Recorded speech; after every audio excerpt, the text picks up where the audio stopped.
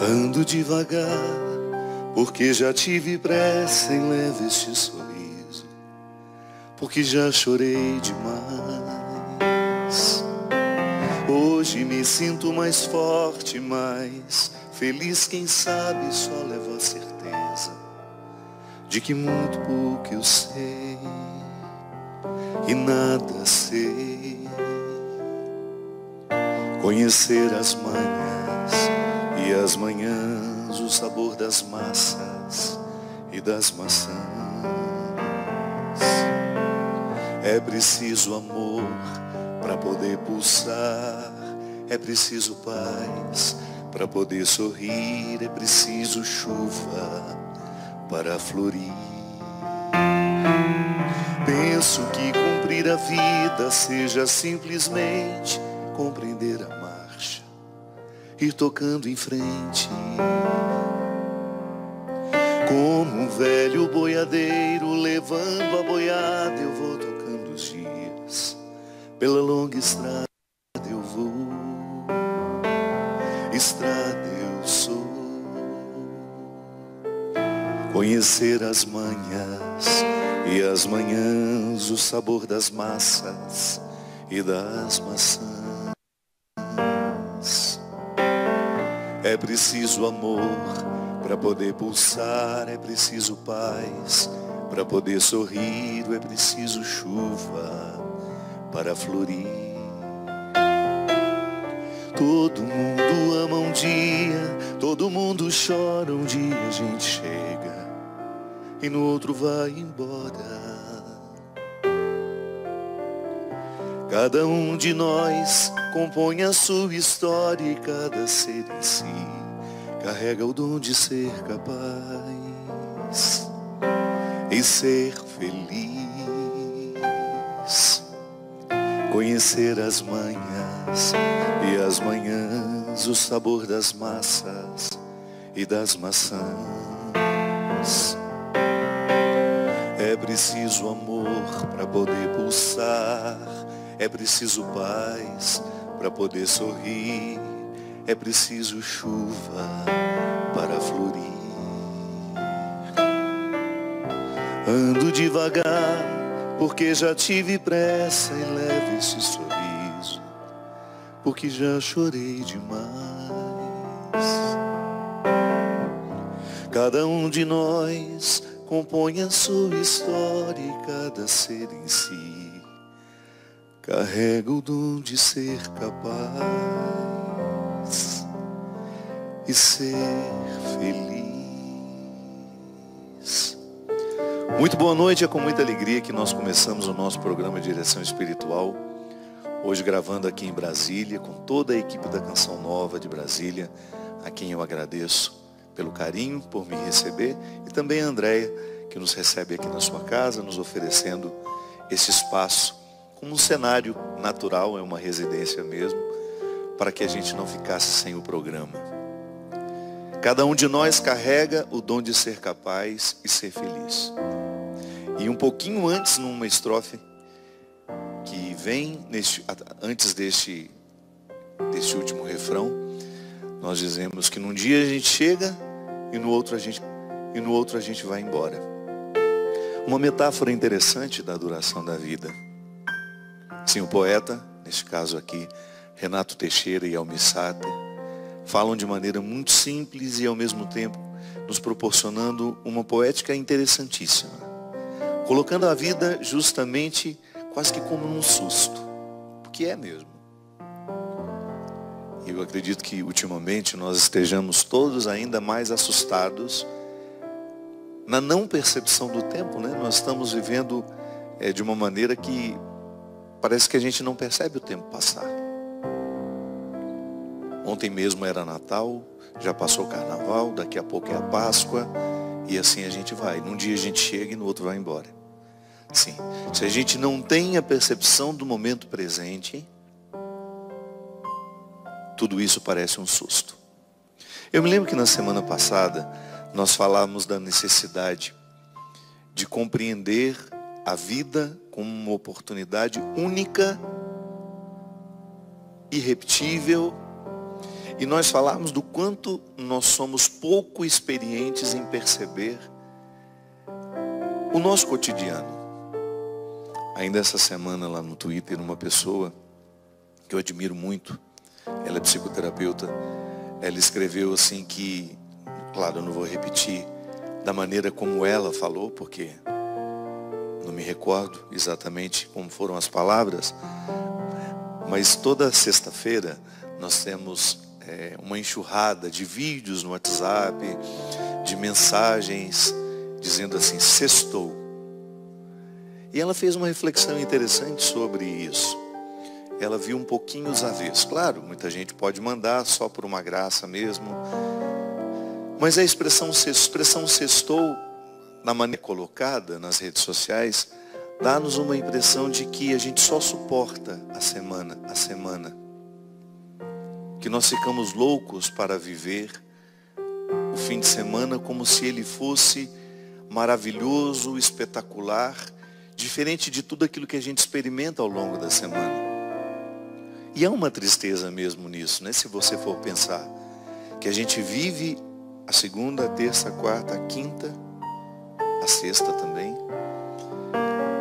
como se fosse um peso, um fardo a ser levado. E que somente no momento em que nós iniciamos o fim de semana é que a gente tem algum alento. Aí eu até respondi para ela que talvez o problema esteja em nós não percebermos o valor dos processos. Sim, porque tudo aquilo que eu faço na minha vida é processual. É processual porque são fatos que estão alinhavados por um objetivo. Processo é isso. É tudo aquilo que está alinhavado, que tem coerência, que tem argumentos, e que depois quando você olha para ele é um todo. Não é apenas um detalhe, não, é um todo. O processo, ele vai observar todas as fases daquilo que está sendo analisado. E na nossa vida, minha gente, se nós não tivermos a sabedoria necessária, nós vamos viver a vida sempre esquecendo de que ela é processual, querendo apenas o resultado das coisas. E não é assim. Se eu não me alegrar no processo, a felicidade não será possível para mim. Jung, que foi um grande seguidor de Freud, que depois criou uma forma muito única de ver a psique humana, ele dizia justamente que o ser humano ele fica vivo à medida em que ele é alimentado por um desejo. Se a gente não deseja, se a gente para de desejar, a gente aos poucos vai morrendo. Sim, porque para ele o desejo é um elan vital que nos mantém vivos. É aquele movimento interior que faz com que a gente tenha disposição de acordar todos os dias, de ir trabalhar, de ir viver, de fazer o que a gente precisa fazer, porque um desejo nos alimenta. Jung dizia que quando nós vivemos a satisfação do desejo, pode haver até uma certa frustração. Aí a gente vai descobrir que o melhor do desejo era construí-lo, e nem tanto a sua realização. É daí que nasce aquele ditado popular que o melhor da festa é esperar por ela. Sim, a experiência de você cultivar um desejo, e você pode chamar de outra coisa, pode falar de outra forma isso. Viktor Frankl chamava de sentido da vida. Quando você mantém vivo o sentido das coisas, da existência, daquilo que te faz ser quem você é, você começa a saborear o processo, que não é só um resultado do sentido da vida, não. O sentido da vida pode até me levar a alguns resultados, mas nem sempre eu tenho resultados daquilo que eu faço. Mas eu preciso descobrir uma satisfação ali naquilo que eu faço. É o preparar. É igual o significado da palavra esperança. A esperança não é um conceito estagnado, pronto. Não, porque eu espero, eu digo, eu estou esperando.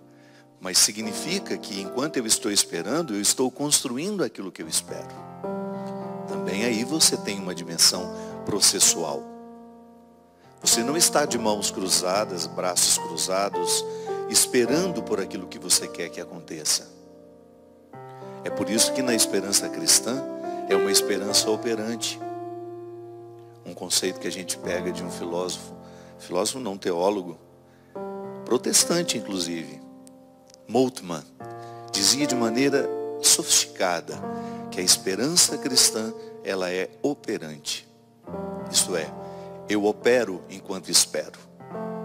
Eu faço, eu construo aquilo que eu estou esperando. Essa é a esperança cristã em relação à eternidade. Às vezes muitas pessoas têm uma certa ansiedade, né, em relação à eternidade. E eu compreendo. Nós que somos ocidentais, nós temos uma dificuldade muito grande de lidar com a eternidade, porque nós ocidentais somos muito racionais. Na semana passada eu falava da monja Regina, que é uma hinduísta. E chegou um momento de algumas explicações que ela estava nos dando, e eu percebi que ela ia ficando assim, como que sem graça diante de nós, e aí ela parava e falava, mas isso não dá para explicar. Sim, porque embora ela seja ocidental, ela está vivendo uma religião que tem uma filosofia oriental muito baseada numa capacidade que eles têm de não precisar perguntar racionalmente sobre tudo. Eles convivem bem com a pergunta. Eles não têm tanta necessidade da resposta. E às vezes a fé parece até ingênua. Mas nós que somos ocidentais, com essa necessidade de racionalizar tudo, nós muitas vezes olhamos para a eternidade e queremos entendê-la. E às vezes eu, como padre, vivo o constrangimento de ter de falar sobre isso de forma racional, quando na verdade a eternidade não cabe nos nossos conceitos racionais. Aí a pessoa me pergunta, padre, como é que é depois que a gente morre? Primeiro, eu não morri também, não sei, estou na mesma situação que você. Aí a minha fé, eu como cristão, eu sou levado a acreditar que a eternidade será o meu encontro definitivo com Deus. Isso pode significar tanta coisa, mas não dá para racionalizar isso. Porque se eu tentar racionalizar, há pessoas que têm necessidade de imaginar o céu igual uma cidade. Com ruas, com casas, onde moram os melhores, onde moram os piores. Há pessoas que têm necessidade imensa de pensar o céu como se fosse um lugar igual aqui. Sim, se eu estou falando de eternidade, naturalmente eu preciso esquecer o tempo e o espaço, que são categorias humanas, terrenas. O tempo, esse que a gente olha no relógio. O espaço, essa localização, onde fica essa casa, onde fica a outra casa, onde está essa cidade. Você pega um mapa e você identifica as cidades, os países, os estados. Bem, se eu quiser compreender a eternidade a partir dos conceitos racionais e daquilo que racionalmente eu posso falar, eu vou ficar com uma visão muito mesquinha da eternidade. É por isso que Moltmann dizia que o conceito de esperança é a forma mais justa e honesta que nós temos de pensar a eternidade. A partir dele, eu espero, mas o que eu espero? Não sei. Será uma surpresa. Mas enquanto eu espero, eu preparo, porque a esperança é operante. Tá, mas como é que eu preparo? Vivendo bem. É vivendo bem que nós preparamos a eternidade. Pare de ficar com essa ansiedade, de ficar querendo saber como será depois da morte. Ocupe-se da vida, é a única maneira que você tem de preparar a morte. É a maneira mais justa, mais honesta que você tem de olhar para a sua eternidade, para aquilo que lhe espera, é vivendo bem o momento presente. Por isso que nós não podemos compreender uma religião que nos faz ter desprezo pelo tempo e pelo espaço. Durante muito tempo, vigoraram algumas espiritualidades que ensinavam as pessoas a ter desprezo pelo mundo. Não faz sentido, minha gente. O mundo a que Jesus se referia, vós estáis no mundo, mas não sois do mundo, essa expressão de Jesus para os seus apóstolos não era para que eles desprezassem as coisas do mundo. Não, era para que eles soubessem que este mundo é passageiro. essa casa é passageira, este piano é passageiro, este material que nós estamos usando para fazer esse programa chegar até você é passageiro, essa televisão que você está tendo aí diante de você, por onde nós entramos, por onde nós passamos, é passageira. O dinheiro é passageiro, o sucesso é passageiro. Aí Jesus está ensinando que há uma maneira interessante de lidar com o tempo e com o espaço. Tá bom, eu tenho, mas eu não vou me apegar àquilo que tenho, porque tudo isso passa. É igual o apego às pessoas. Eu sei que é muito difícil a gente perder alguém, mas o nosso excesso de sofrimento na perda está justamente em não aprendizado. Nós não aprendemos que as pessoas também serão passageiras na nossa vida. A gente pode até saber, mas a gente não aprendeu. É igual a música. A lição nós sabemos de cor, só nos resta aprender. Sim, tem muita coisa que nós sabemos de cor, mas ainda não aprendemos. Pode ser que se a gente tivesse sido educados desde pequenos a compreender a morte como um processo natural na nossa vida, nós teríamos menos dificuldade no momento em que ela acontecesse ao nosso lado. Mas às vezes a falta de espiritualidade, teríamos menos dificuldade no momento em que ela acontecesse ao nosso lado. Mas às vezes a falta de espiritualidade, a falta de vida interior, nos faz a gente ficar apegados demais à matéria e às pessoas. Pois é, são as nossas dificuldades porque somos ocidentais. Somos apegados demais ao tempo, ao espaço e queremos compreender a eternidade a partir do limite que nós temos. Eu, como professor de escatologia, eu tinha que falar tudo aquilo que a igreja diz sobre céu, inferno, purgatório. Mas eu tinha um desafio a mais, que não era apenas deixar os meus alunos reproduzirem o que a igreja ensina sobre isso.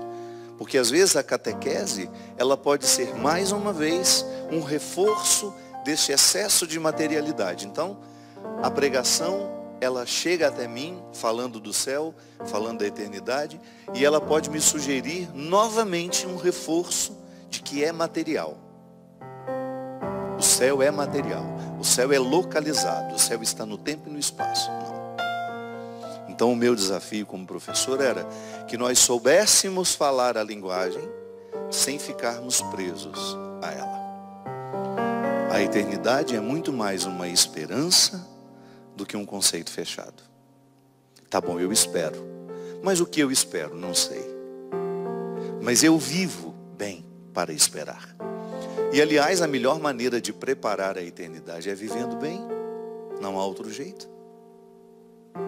Se eu estou atento aos processos que me cercam, a minha vida profissional, a minha vida afetiva, e aí você pode desdobrar-se naquilo que você faz, em tudo aquilo que você tem, nas suas demandas do dia a dia. Se você se propõe a viver bem em tudo aquilo que você faz, e o que é viver bem, minha gente? É você ser correto, você ser justo, você ter da compreensão de que não faz sentido você ser um instrumental de injustiça no mundo. Como nós tivemos na semana passada, aquele massacre de 2 rapazes, um de 17 anos, o outro de 25. Pensar que esses 2 rapazes escolheram terminar as suas vidas destruindo outras vidas. Isso aconteceu da noite para o dia? Não. Porque isso vai aos poucos sendo semeado dentro de nós. Nós desconhecemos a história pessoal deles, por isso nem cabe julgamento. Você pode até ficar indignado, você pode pensar, meu Deus, como uma pessoa é capaz de fazer isso? Sim, pode ser que você também fosse capaz de fazer a mesma coisa se você tivesse passado pelos mesmos caminhos que eles passaram. Não estou justificando ninguém, estou apenas alertando para a necessidade que nós precisamos ter de perceber as coisas com mais amplitude. Comece, por exemplo, a permitir o ódio morar dentro de você. Comece a permitir a vingança ficar alojada dentro de você. Permita que a vingança, que o ódio, que o rancor comecem a dar ordens às suas atitudes. Sim, porque as minhas atitudes, elas são todas ordenadas por aquilo que sinto e penso. Ou você acha que a sua atitude está deslocada? Não. Ela é sempre um fruto do que você pensou e sentiu. E faz tudo dentro do mesmo lugar. É dentro do cérebro que tudo isso acontece. É na mente. Às vezes a gente usa o coração, né, para simbolizar o amor, o sentimento. Sim, não tem problema você simbolizar. Mas é aqui que tudo acontece. Pensamento e sentimento. São eles que dão ordem às minhas atitudes. Tudo aquilo que sai de mim como uma atitude, como um gesto, é fruto do meu pensamento e do meu sentimento. E é por isso que eu preciso ter um cuidado imenso com aquilo que eu penso, com aquilo que eu sinto. E, consequentemente, com aquilo que eu falo. Porque a fala é justamente a expressão do que você está sentindo e pensando. Se eu não cuido, minha gente, daquilo que eu penso, se de repente eu começo a alimentar, está aqui o João Paulo, boa noite João Paulo, obrigado pela sua presença. Se de repente o João Paulo faz parte da minha ambiência afetiva, eu convivo com ele, e eu começo a alimentar dentro de mim um ódio pelo João Paulo, às vezes sem motivo, e você sabe que isso é possível. Às vezes você pega a implicância de uma pessoa, pega a birra dela, você não sabe exatamente por quê, você não buscou os motivos dessa implicância, dessa dificuldade com aquela pessoa, e você começa a alimentar um sentimento ruim em relação a João Paulo. Eu começo a alimentar o meu pensamento. Nossa, eu gostaria tanto que João Paulo, que ele fosse mandado embora do serviço dele, que não desse certo. Fico sabendo que ele está batalhando por uma coisa, eu ali, no silêncio do meu coração, fico pensando que eu ficaria muito feliz que aquilo desse errado. Eu tenho certeza que eu estou falando aqui e você está se identificando com o que eu falo. Sabe por quê? Porque nós somos todos iguais. Em algum momento, o nosso pensamento colocou-nos contrários a alguém, mesmo que fosse sem motivo. E às vezes tem motivo também. O que eu estou dizendo é que se você alimenta o que você pensa em relação àquela pessoa, e se você está alimentando um pensamento que é nocivo, que é ruim, que prejudica, que é injusto, aí naturalmente aquele pensamento se desdobra num sentimento de aversão, ou às vezes é até o contrário. Começa com o sentimento de aversão e depois você começa a pensar coisas ruins sobre ele. Se você alimenta isso dentro de você, se eu alimento, no exemplo que eu estou dando, se eu começo a alimentar o meu sentimento de rejeição a João Paulo e o meu pensamento de desejar que João Paulo se dê mal, que João Paulo morra, que João Paulo seja prejudicado, eu estou a um passo de ser capaz de fazer um gesto concreto que prejudique a vida de João Paulo.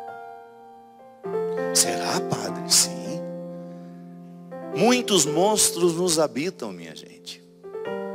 Por isso que eu digo para você, a gente olha para essas pessoas que são capazes de matar, que são capazes de assassinar outras pessoas, e a gente se acha tão diferente delas.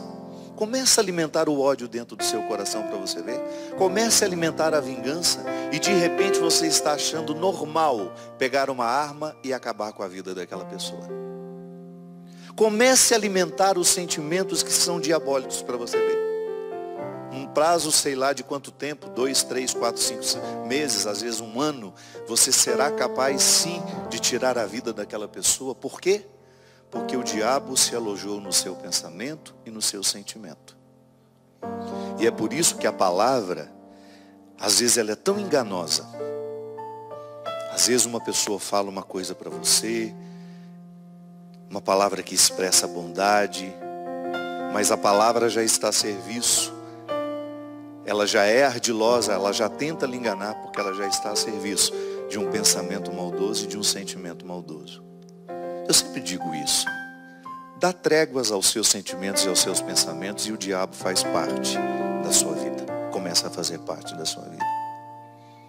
Aquela história de possessão demoníaca, eu nunca vi aquilo que aparece nos filmes, nunca vi. Agora eu vejo o diabo alojado na mente de muitas pessoas, o tempo todo, que estão diabólico, está tendo espaço para agir no mundo, através daquela pessoa. Então vamos só recapitular. A minha atitude é um fruto do que eu penso e do que eu sinto. Se eu estou alimentando pensamentos ruins, injustos, aí você pensa tudo aquilo que é ruim. Mentira, infidelidade, maldade. Se o meu pensamento está nutrindo isso dentro de mim, ele está então julgando sentimentos também ruins, que vai me colocar numa oposição, que vão me colocar numa oposição em relação às outras pessoas. E sem perceber eu me torno um instrumento do mal. Volto a dizer, estou falando aqui e você está pensando, claro, é bom assim. O programa só tem sentido se ele nos faz pensar. Eu tenho certeza que você já identificou isso em você, ou então naquela pessoa maldosa lá do seu trabalho, que está sempre articulando contra outras pessoas, ou aquela pessoa que se tornou uma habitação da desonestidade, preocupado, dá o calote aqui, dá um calote ali, engana um aqui, engana um outro ali.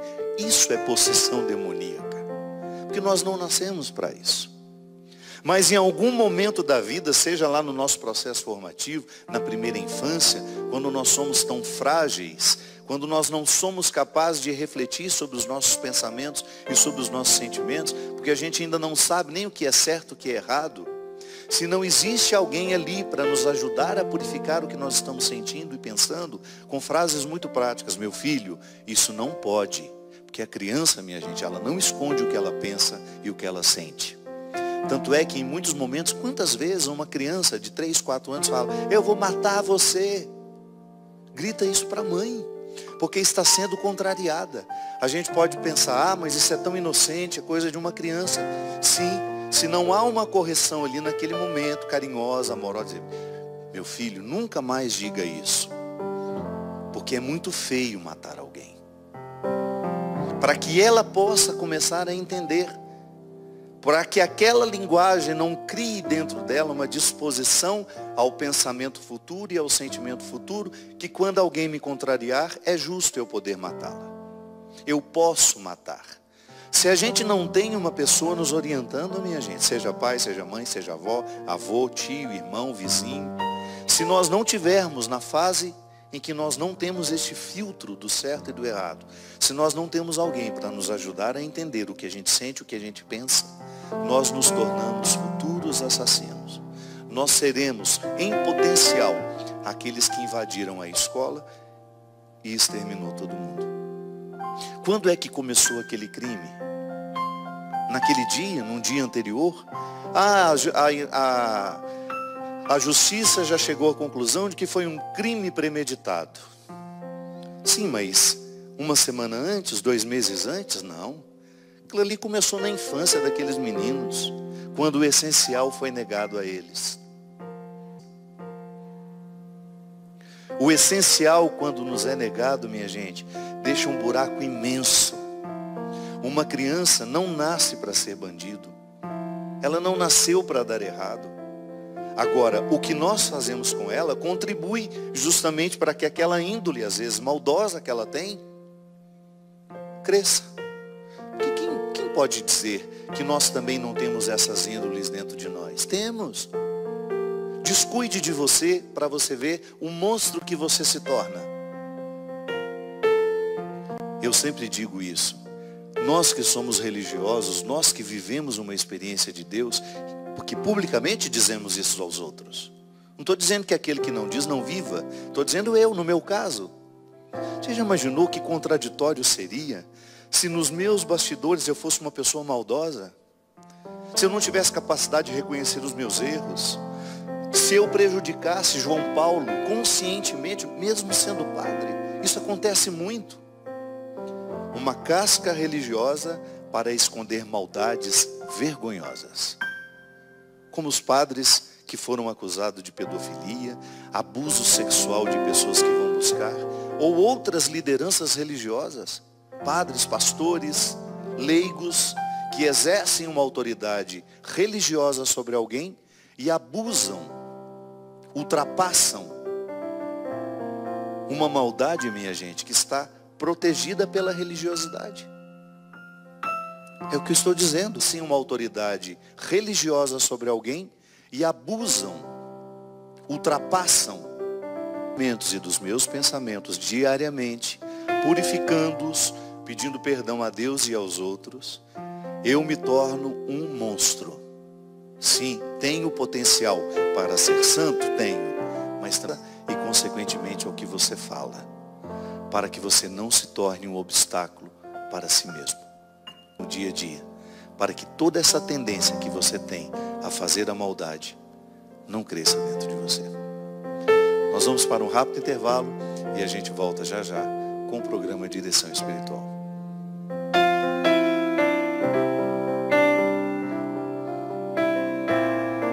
A equipe de Brasília, que com tanto carinho nos recebe. Obrigado, Andréia, toda a família que nos empresta hoje essa casa. Obrigado, João Paulo. Muito obrigado pela sua presença, meu querido. Mais uma vez, né? Segunda vez comigo, né? Nós fizemos aqui um programa de Natal. Foi ano passado, não? Retrasado. No ano retrasado. Quero lembrar que nós estamos nos preparando para uma grande peregrinação para a Terra Santa. Grande não é por causa dos dias, nós não vamos ficar um mês lá, viu? Não vamos ficar só 12 dias. Grande no significado, porque ir à Terra Santa na época de Pentecostes e viver o Pentecostes em Jerusalém é sem dúvida um acontecimento grandioso. Nós vamos começar no dia 8 de junho, voltando ao Brasil no dia 16. Você é o nosso convidado. Passaremos pelos principais lugares santos. Teremos uma experiência de peregrinar. Como eu sempre gosto de lembrar, a minha amiga Fabiana da Obra de Maria fala com muita sabedoria. Com ela eu aprendi essa expressão, que o peregrino anda por fora, né? Nós vamos aos lugares santos, mas os lugares santos também precisam andar dentro de nós. Então a peregrinação, essa expressão, que o peregrino anda por fora, né? Nós vamos aos lugares santos, mas os lugares santos também precisam andar dentro de nós. Então a peregrinação, ela só acontece quando nós somos capazes de peregrinar por dentro. Sempre um tempo especial, um tempo de crescimento pela oportunidade que eu tenho de conviver com tantas pessoas, de ser padre com tanto despojamento, com tanta simplicidade. É uma regra que a gente coloca no início, é justamente não me veja como um padre famoso, porque isso só vai prejudicar, né? Porque às vezes as pessoas, quando têm muita vontade de me conhecer, ficam ansiosas, e eu fico feliz com esse carinho, mas isso prejudica a peregrinação. Então me olhe como mais um ali, como aquele que está responsável, como aquele que vai conviver o tempo todo como diretor espiritual, mas também como um amigo que peregrina. Então ligue, consulte as condições dessa viagem para ver se elas cabem no seu bolso. Divida essa alegria em 24 vezes sem acréscimo, porque vale a pena. Nós precisamos colocar,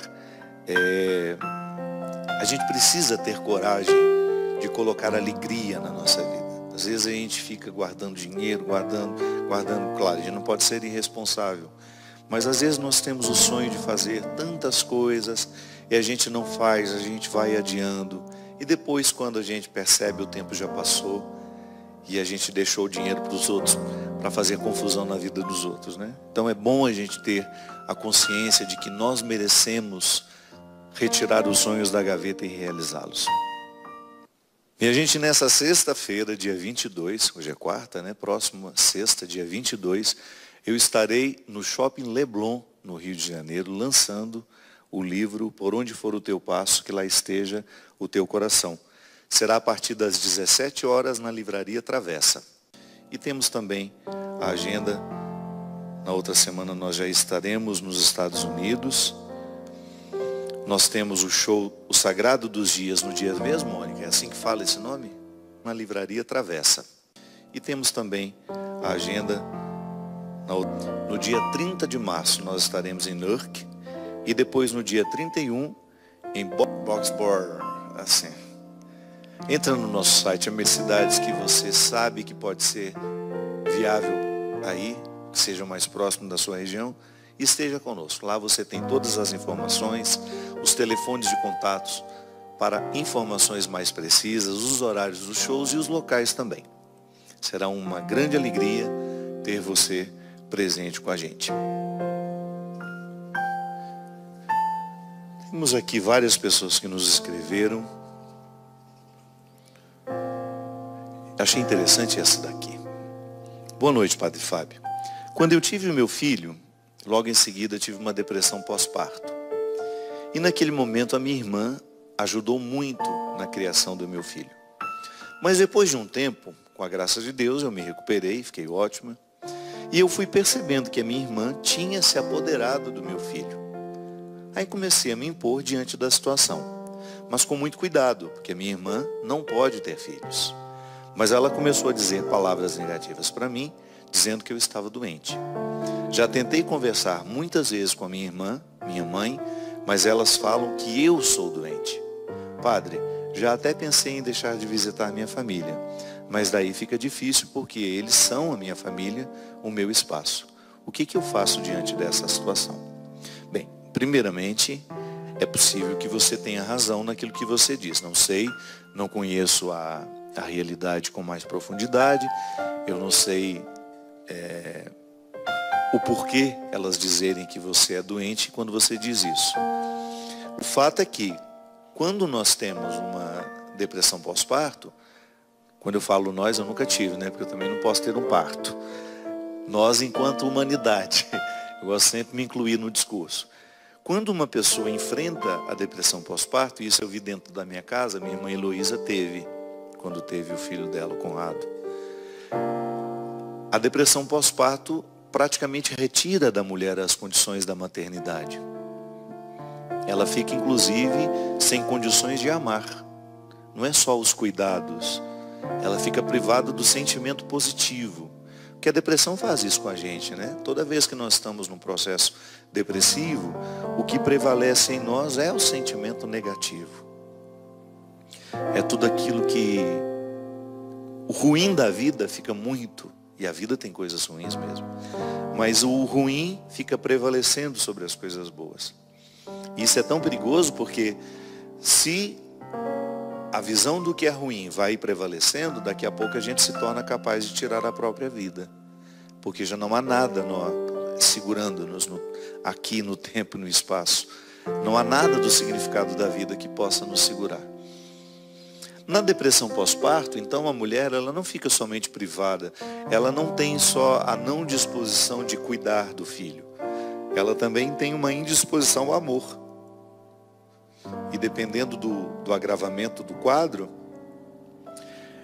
ela pode não desejar mais aquela criança.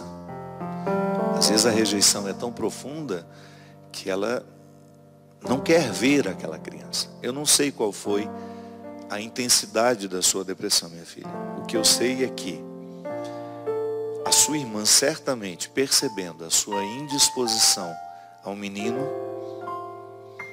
e não tendo ela passado pela oportunidade de ser mãe, descobriu com filhos dela. Ela foi desenvolvendo a maternidade que ela não tinha vivido em outras, com filhos dela. Nos dias da depressão da minha irmã, e foi tão grave, minha gente, que nem estava no seminário ainda. E eu me lembro que ela foi amamentar o Conrado, e o Conrado chorava. Ela arremessou o menino. Ela jogou ele numa distância, assim. E assim que ela jogou, ela assustou com a própria atitude. Foi um choque para ela. E ela teve uma crise de choro, mas ela não tinha vontade de pegar novamente o menino no colo. Aí eu peguei, tirei ele do quarto. Graças a Deus ele não machucou, porque era frio. E ele estava muito enroladinho, né? As crianças antigamente ficavam muito enroladas, né? Punha cueiro, punha não sei mais o que, e punha manto. Então ele quicou igual uma bola na parede. Coitado. E aí eu peguei Conrado, saí com ele do quarto. Aí ele acalmou, ficou tranquilo. E eu desenvolvi com ele, nesses primeiros dias de vida dele, um vínculo assim muito estreito. Mas claro, eu sou homem, eu não iria me apegar a ele da mesma maneira como a sua irmã se apegou. Mesmo porque a maternidade dela, que ela não tinha vivido ainda, ela começou, o instinto materno dela veio todo à tona. Porque nós não podemos esquecer que nós somos instintivos, minha gente. E o que é o instinto? Um movimento que não passa pela decisão dentro de nós. Antes nós falávamos do nosso pensamento e do nosso sentimento. Que a gente tem um domínio sobre isso, sim.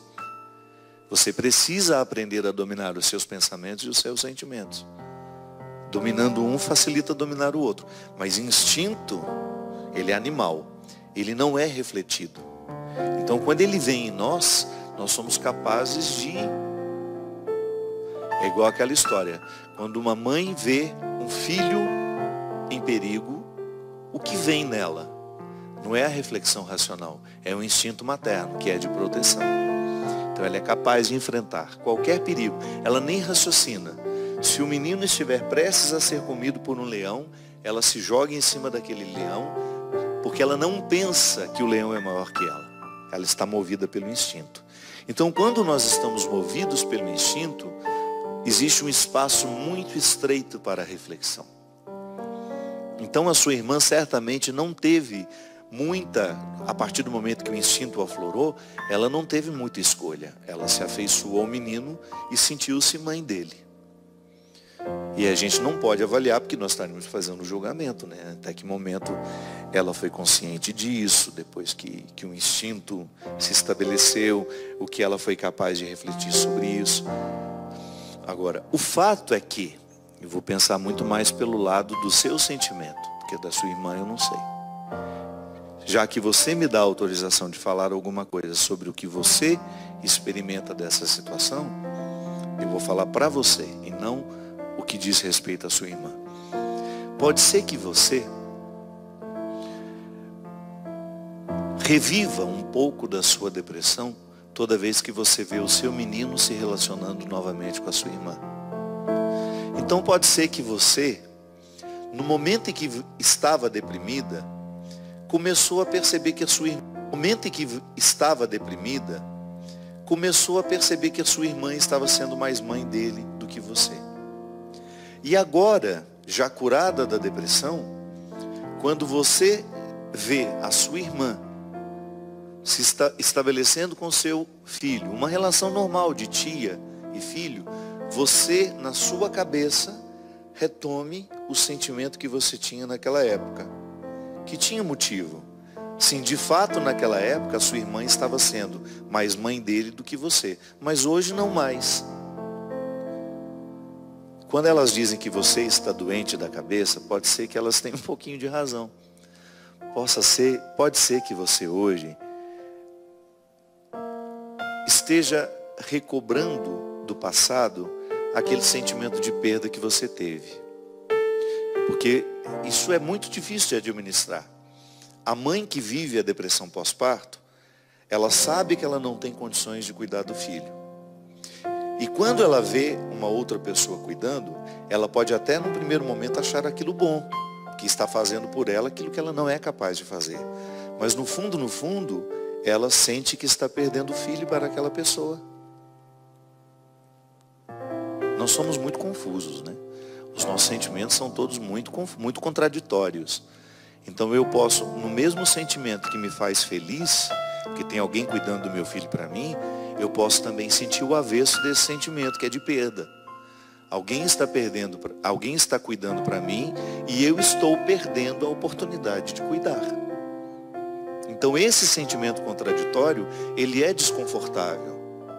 Mas quando nós estamos saudáveis do ponto de vista emocional, a gente tem facilidade de corrigir isso. Você equaliza ali os dois lados do sentimento e fica bem. Agora, quando nós estamos adoentados do ponto de vista mental, é muito difícil fazer a equalização. Então pode ser que hoje você esteja não vendo o momento presente somente. Você está vendo a cena da sua irmã tendo um carinho com seu sobrinho, com seu filho, uma coisa que é muito natural. Eu tenho um carinho imenso pelos meus sobrinhos quando estou com eles. Mas você, porque tem um registro de perda em relação à sua irmã, de você. Se você de fato não está ressuscitando o sentimento de perda daquela época. E aí você vai ter que admitir que você está um pouco doente, você entender que porque a sua irmã teve uma ligação mais estreita com seu filho, ele também continue tendo uma relação estreita com ela. Mas não é porque ele te nega como mãe. Não. É porque ele foi muito cuidado por ela, então o sentimento é positivo. Então não fique interpretando como negativo um vínculo de amor que o seu filho tem. Vou te dar um exemplo. A minha mãe é uma mulher que sempre soube me amar, muito do jeito certo. Eu nunca me lembro assim da minha mãe ter demonstrado ciúmes. E olha que eu sempre fui um menino que, graças a Deus, sempre fui muito amado. Na vizinhança, como eu sempre gostei de pessoas mais idosas, de estar com elas, de conversar com elas, eu tinha muitas vovós ali naquela região da minha casa que gostavam muito de mim. Nunca vi minha mãe sentir-se enciumada porque eu estava recebendo amor de outros. Hoje é a mesma coisa. Às vezes eu tenho situações em que eu ligo para minha mãe, estou aqui com fulano de tal, e minha mãe sabe que aquela pessoa gosta muito de mim. Como eu estar aqui, por exemplo, na casa da Andréia, que tem um carinho por mim, uma admiração, enfim, eu faço parte da família aqui. A minha mãe sente-se feliz quando sabe que eu estou num lugar que eu sou amado. Então, se você contorna o sentimento que você tem, você vai ficar no lado bom da coisa. Nossa, que bom, a minha irmã gosta tanto do meu filho. E você pode interpretar isso até como um privilégio. Se você precisar fazer uma viagem mais longa, com quem que você vai deixar seu menino? Certamente vai ser com a sua irmã, que você sabe que cuida dele como se fosse mãe dele. Então retire o aspecto negativo do sentimento e você vai ficar somente com aquilo que é bom. E você se garanta como mãe, pelo amor de Deus. Às vezes a gente tem o sentimento de perda quando a gente esquece da competência que a gente tem naquilo que a gente faz. Você é a mãe dele. Então, se você faz bem o seu papel de mãe, não há por que ficar insegura. Seu filho nunca vai esquecer de que você é a mãe dele, por mais que ele goste da tia. E o fato de existir entre o amor estreito entre os dois, não vai modificar a sua relação com ele. Sabe, minha gente, às vezes nós temos algumas inseguranças que a gente precisa aprender a administrar. Às vezes a gente sofre sem motivo, sem razão. A gente exagera no aspecto negativo daquilo que a gente enxerga. Não faz sentido. Posso levantar aqui, minha gente? Não faz sentido a gente ficar... A vida é um processo, é uma caminhada. Eu saio de casa para chegar a um lugar, só que eu tenho que lembrar que o caminho já é um lugar. Aliás, é uma das últimas conversas da menina com o homem deste livro. Como eu falei na semana passada, tenho recomendado muito este livro porque eu acredito que ele seja um auxílio para viver os dias de hoje. E que a gente está tão indisposto a essa conversa interior que nos ajuda a esclarecer. O caminho também é um lugar. Não faz sentido eu planejar a minha vida para chegar àquele lugar e só acreditar que a felicidade só vai acontecer quando eu conquistar aquele lugar. Não. Todo o processo para a conquista daquele lugar precisa me provocar alegria. Senão a vida se transforma em fardo. Eu sei que o seu dia a dia é pesado. Sei que é complicado ser você. Fazer o que você faz. Estar onde você precisa estar. Sei que às vezes você tem mais fardos do que alegria. Mas procure descobrir alguma coisa no meio desse fardo que possa lhe trazer alegria. Para ser justo. Para você não viver de forma tão amarga.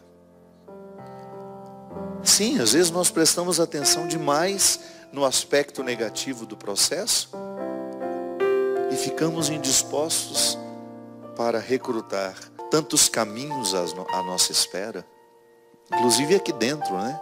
Caminhos que você precisa andar dentro de você. Alegre-se com os processos também, e não só com os resultados. Nem sempre nós vamos ter resultado. E volto a Jung, que também dizia, E volto a Jung, que também dizia, é Lacan que dizia isso. Lacan dizia que é o desejo que nos move. Tá bom, então eu vou identificar que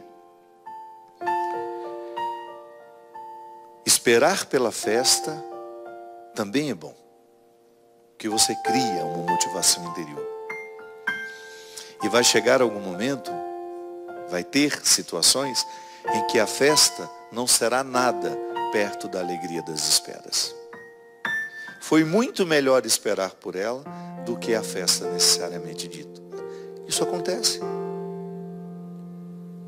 Às vezes aquilo que eu esperei me deixou muito mais feliz do que aquilo que foi a realização do que eu esperei. É o que eu desejo do fundo do meu coração. Que você fique atento aos caminhos que você anda. Que você descubra que ele também é um lugar. O caminho é um lugar que precisa ser saboreado, que precisa ser percebido.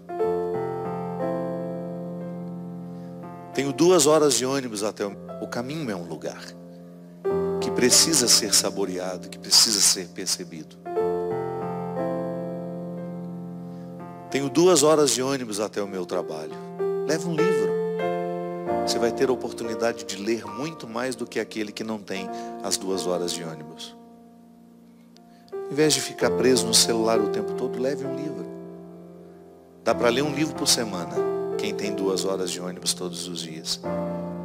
Descubra o hábito da leitura. Ande pelos caminhos que o livro lhe proporciona. Faça alguma coisa ser positiva naquela rotina que às vezes é pesada. E que Deus nos abençoe neste propósito. Que os nossos caminhos sejam transformados em lugares. E que as esperanças nos motivem cada vez mais a construir, no tempo que nós temos, a realidade eterna que nós um dia queremos desfrutar. Derrame sobre nós a bênção e a proteção do céu, o Deus Todo-Poderoso, Pai, Filho e Espírito Santo. Amém. Até a semana que vem, se Deus quiser. Todo mundo ama um dia, todo mundo chora um dia, a gente chega e no outro vai embora. Cada um de nós compõe a sua história e cada ser em si carrega o dom de ser capaz e ser feliz. Conhecer as manhãs e as manhãs, o sabor das massas e das maçãs. É preciso amor para poder pulsar. É preciso paz para poder sorrir, é preciso chuva para florir. Ando devagar porque já tive pressa e levo este sorriso, porque já chorei demais. Cada um de nós compõe a sua história e cada ser em si carrega o dom de ser capaz e ser